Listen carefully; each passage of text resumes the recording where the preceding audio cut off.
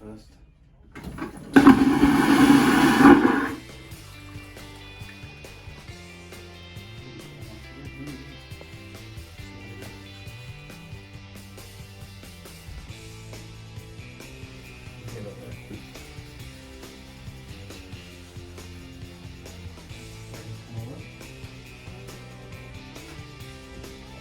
Alright.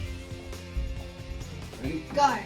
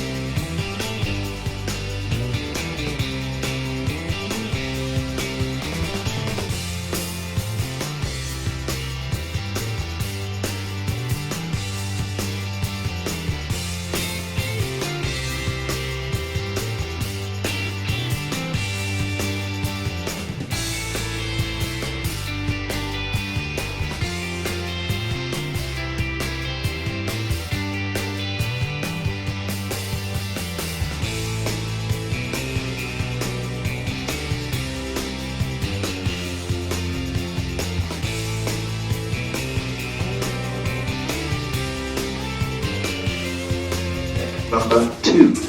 So, if you want to get off the ship, make sure you have your room keys ready, folks. And as I said, the forward gangway is available on deck number 1 at the very front of the ship. And when you head to the middle of the ship, it will be on deck number 2. Alright, it's time to get off the ship now.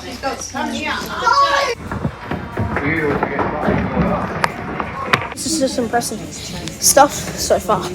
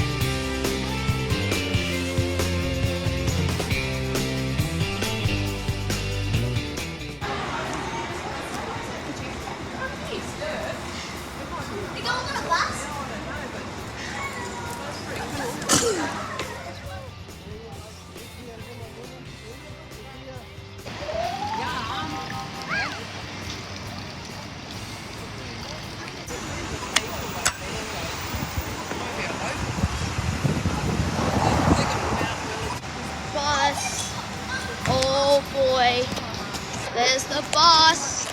There's the boss. There's the boss. No! No! Alright. Let's hop on. Oh boy, here we get on the bus.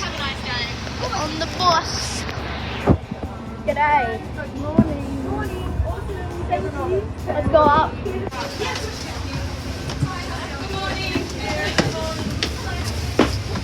Whoa! Wow.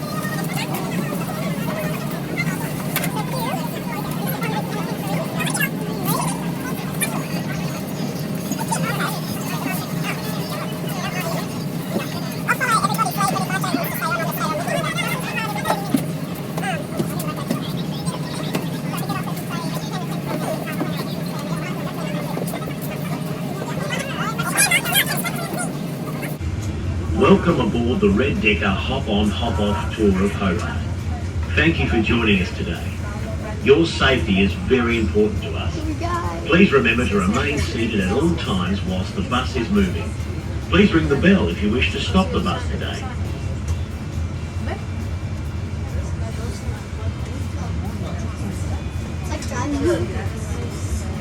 We are going to spend the next 90 minutes taking a look at the famous landmarks of Hobart. Hop off at any of our many stops, explore, then hop on a later bus. Look after your tickets as they are valid for 24 or 48 hours. For now, however, just sit back, relax and enjoy the tour. It's crap walking. We are now heading into Sullivan's Cove, which was the birthplace of Hobart back in 1804. Up until the late 1960s, the Cove was a major port in the state of Tasmania, exporting apples, pears, stone fruit and all your favourite berry fruits to the four corners of the earth. Today it is home to award-winning restaurants and bars. We are now arriving at Brook Street Pier, home to the Red Decker shop and trade stalls selling Tasmanian products and produce. If you are heading to Mona, you can catch the ferry from here. What are you doing? Welcome aboard everybody, my name is Tony. On behalf of the Red Decker, we welcome you on board and welcome you to Hobart. Now you are on a hop-on, hop-off bus service which we cover 20 stops around the city where you're welcome to disembark at any of those 20 stops. If you wish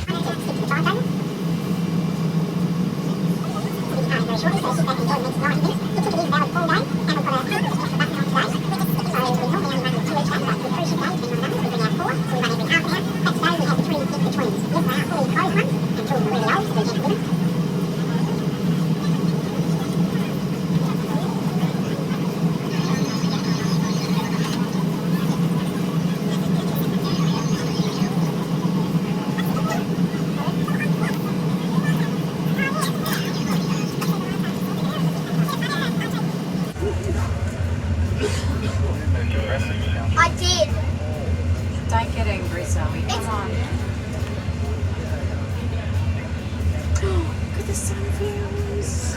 A warm welcome to those of you who have joined us. We are about to cover 26 kilometres of the city. If you choose to hop off at any of our stops, please ring the bell nearest you. Hold on to your tickets as you will need them to hop back on board at our designated stops. If you want to hop back on the bus, wave your brochure at the driver as the bus approaches. Please remember to remain seated whilst the bus is moving.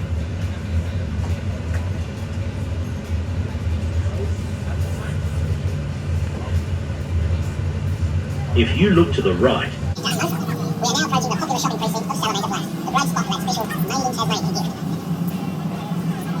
Salamander is also the home of one of the best handmade chocolates in Hobart.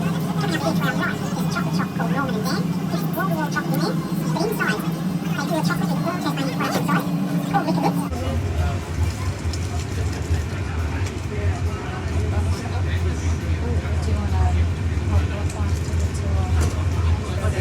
an amazing revolving restaurant upstairs which takes 70 minutes to do a full revolution around the top deck.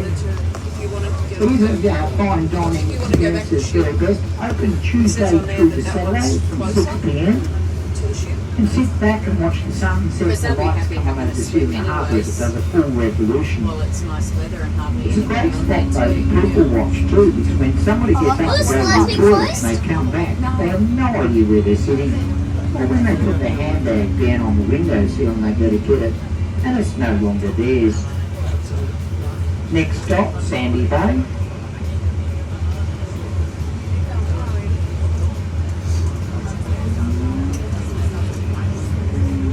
A warm welcome to those of you who have joined or rejoined us here. Your safety is our priority, so please remember to remain seated at all times whilst the bus is moving.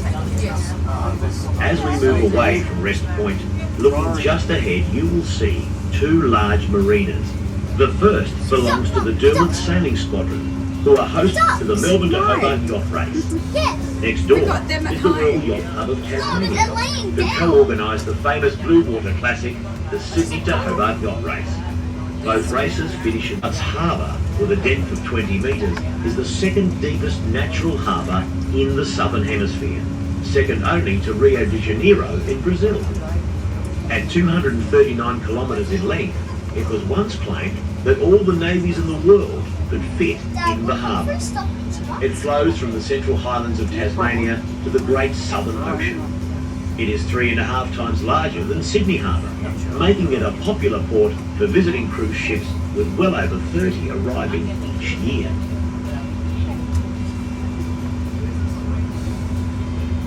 We are now heading up to the Sandy Bay shopping village. If you need some retail therapy, now is the time to hop off. But first, let's talk about the island that we are on, Tasmania. Discovered in 1642 by a Dutch explorer, Abel Tasman, he named it Van Diemen's Land after the then Dutch governor of Batavia. In the early 1790s, the first Europeans to settle the island were the French. They only stayed 9 months, but in that time they made contact and friends with the first inhabitants of the island, the Tasmanian Aborigine, who had lived here for some 20,000 to 30,000 years before that. It wasn't until 1803 that the British took possession of the island, sending a 21-year-old lieutenant called John Bowen from Sydney town. He is the island from 1803 to 1853, and the island's name was changed to Tasmania in 1856. Today, there are 200,000 people living in the city of Hobart and 500,000 on the island. Hobart is the second driest capital city in Australia, with Adelaide being the driest. Do you know we get so dry here during the summertime to save water, we actually close off a couple of lanes of swimming pool. When I told my ex-wife that, she believed me till we took to the swimming pool. Those lane roads are amazing things, you know. Sandy Bay stop.